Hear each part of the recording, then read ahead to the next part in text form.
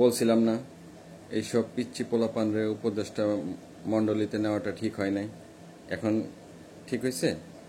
বাপের বয়সী লোকজন দাঁড়ায় দাঁড়ায় কথা বলে, পরিচয় দেয়, আর সে বাবুর মতো চেয়ারে বসে আছে। এই হচ্ছে বর্তমানে সোশ্যাল মিডিয়ায় আসিফ মাহমুদ সম্পর্কে উক্তি ঘুরে বেড়াচ্ছে।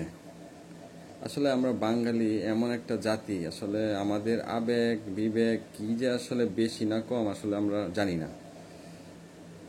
এটা একটা আমাদের কমন সেন্সের আমরা একটু খাটাই না, যে আসলে কেন তারা দাঁড়াইলো আর সে কেন বসে রইলো আর কেন পরিচয় পর্বটা হইলো। এটা নর্মাল কমন সেন্স যদি আমাদের মধ্যে না থাকে, এজন্যই তো আমাদের আসলে কিছু হয় না।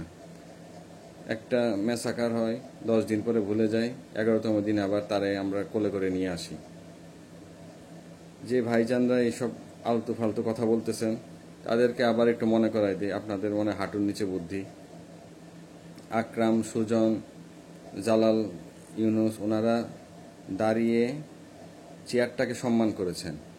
ওখানে ব্যক্তি কে বসা আছে সেটা কিন্তু মুখ্য বিষয় না।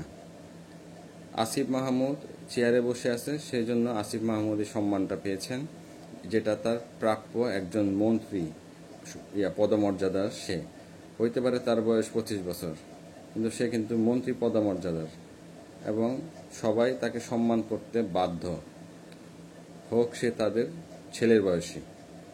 এটা একদম সিম্পল জিনিস। আপনি নিজে যারা এইসব কথা বলতেছেন তারাও তো চাকরি বাকরি করেন কম বেশি।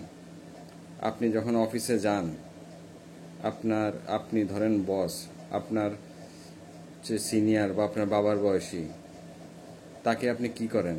তাকে কি আপনি আপনার চেয়ারে নিয়ে বসায় রাখেন?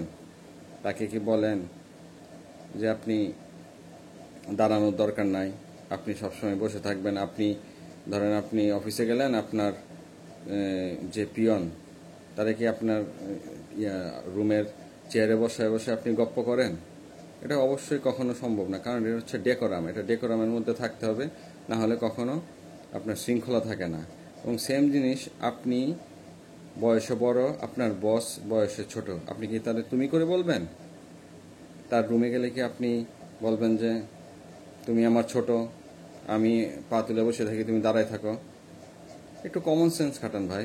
আপনাদের কোনো খায়া কাজ নাই, যা দেখেন তাই নিয়ে শুরু করে দেন। ভালো থাকবেন সবাই।